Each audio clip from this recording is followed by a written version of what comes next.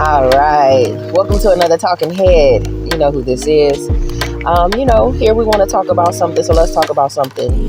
You guys have me in my car again. And, I actually want to talk about something serious. A lot of people, before I go on my little rant, first of all, it's raining like cats and dogs where I am. I don't know what the weather is doing.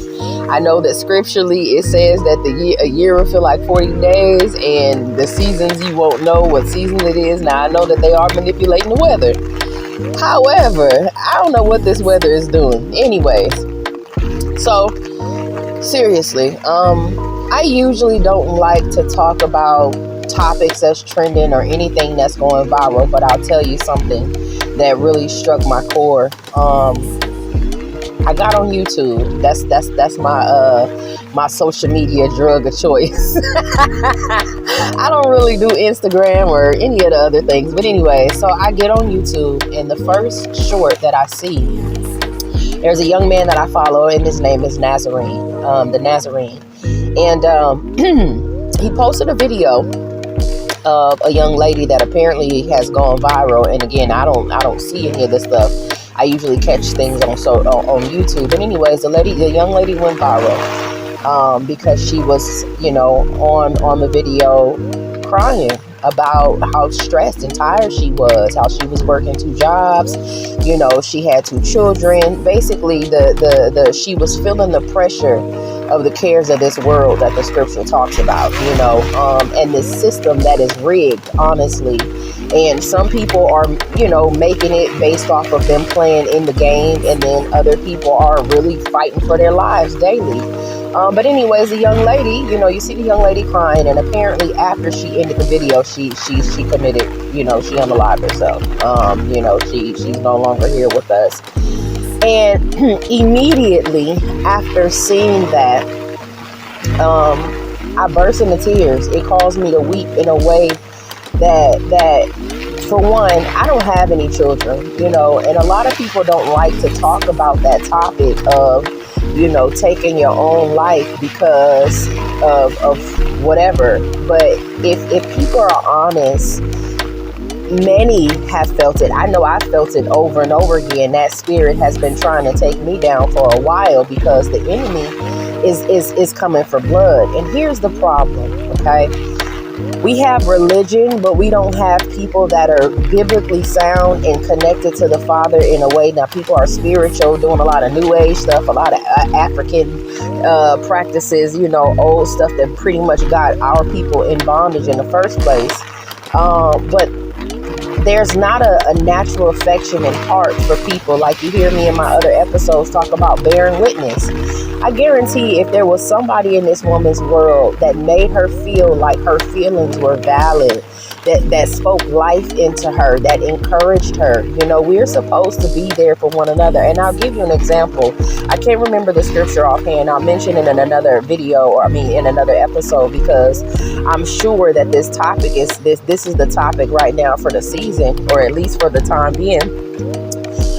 There's a story in the story of Job, when his friends came and sat with him. That was a beautiful thing that shows you how we're supposed to, bear witness with one another. But they came and they sat with him, and the one of them, I can't recall, but he had pretty much made Job feel like his suffering was not so much invalid, but he didn't give him the type of encouragement that would have been edifying to his soul. So Job's response was, if I were such as you, or if I were on the flip side giving you, I'm paraphrasing now, if I were on the opposite end giving you, here with you, I wouldn't speak these things to you. I would encourage you, so to speak. I'm gonna get the scripture so that way I can make sure that I'm giving it to you guys correctly. But the point is, we are not islands. The Father is abundant, and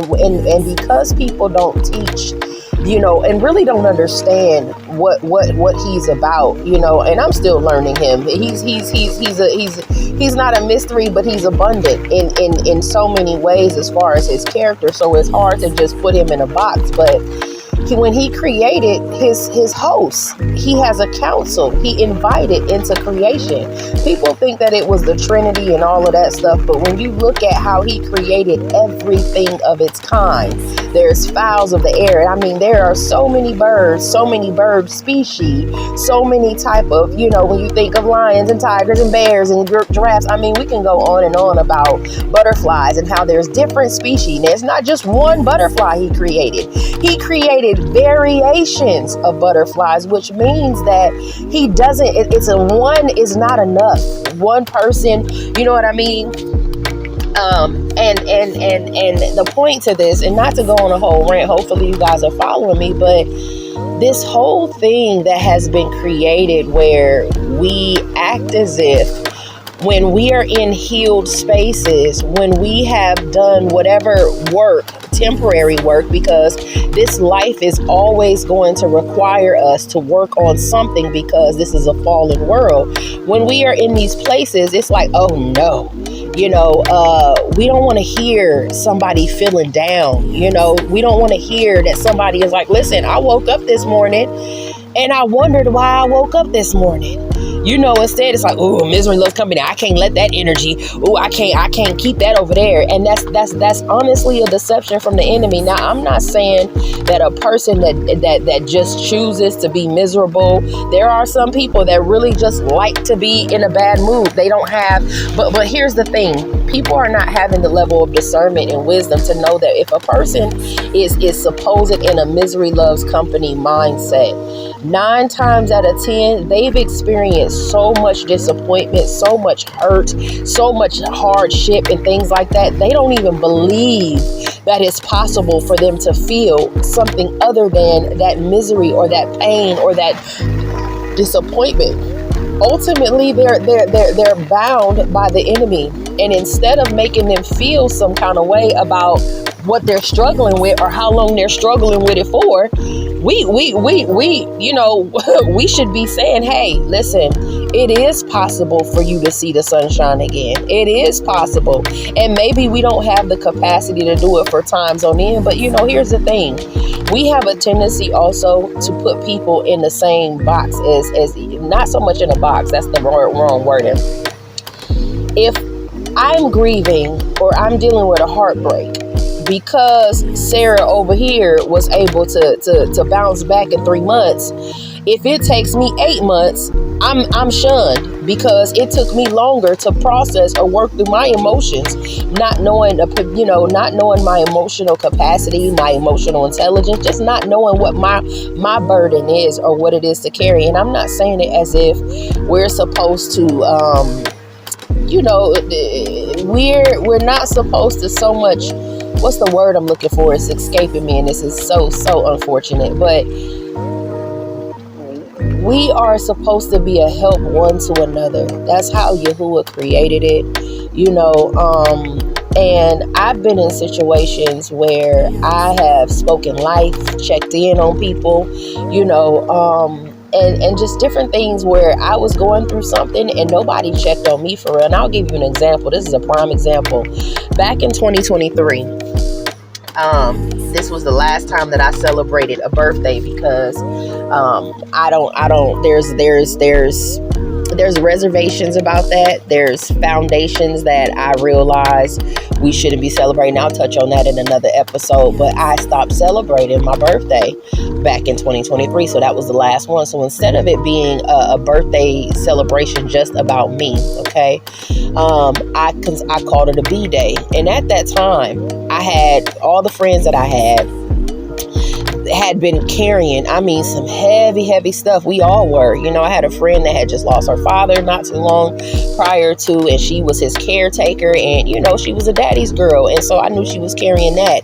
My other homegirl that was out of the country, her mother passed away in her arms, bless her heart, and I know that was traumatizing for her, but she had showed me some serious love when I had went out of the country for the first time, and that's where we met. And so I'm like, okay, you carrying that. My homegirl my homegirl was she had been basically co-parenting with somebody, and that person, and it wasn't even her children. She was taking care of children that were not hers, and the person decided they didn't want to be a parent and pretty much left her with the 3 children. And so now she had that responsibility and that burden. I had just lost my grandfather, lost my grandmother, and there was speculation of homicide and foul play, and so I'm carrying that. I had another homegirl that we had been in, and she's more like my sister, my god sister, but we grew up, pretty much together from middle school. And I know, she lost her mom early on, but it's just her. Like, I knew her people was estranged. But anyways, not to just I'm just giving you an example of how everybody was carrying something. So I was like, you know what?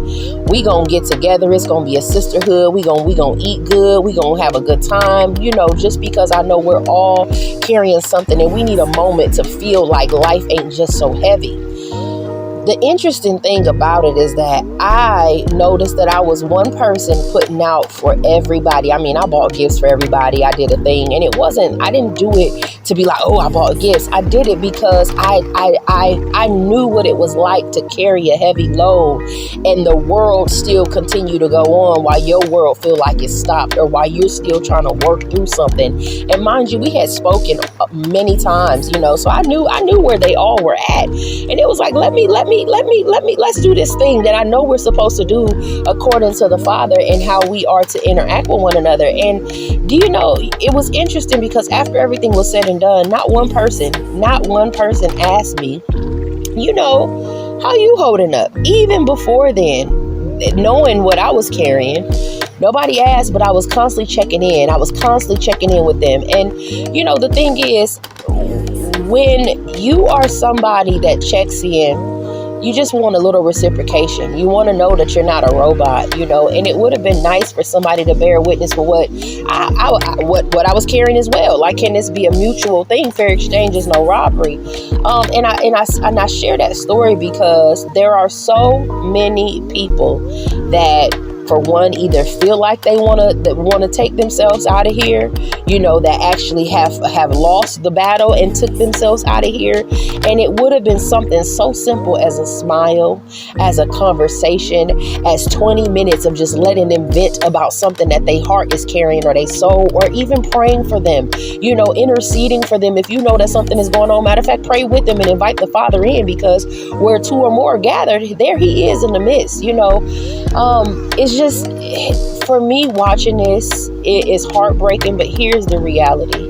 This also confirms how alive and true his word is, because it says that people will become lovers of themselves, lovers of pleasures more than lovers of the Father, losing a natural affection, and the natural affection for one another has gone away. Not to mention AI is coming out here, so everybody is on this thing, and that's a whole nother episode within itself. But the bottom line is, if you know somebody is carrying something, if you can see it on their face, even if you don't have to ask them how they doing, but if it don't look like they doing well, say something kind to them. You know what I'm saying? Extend a hug to them.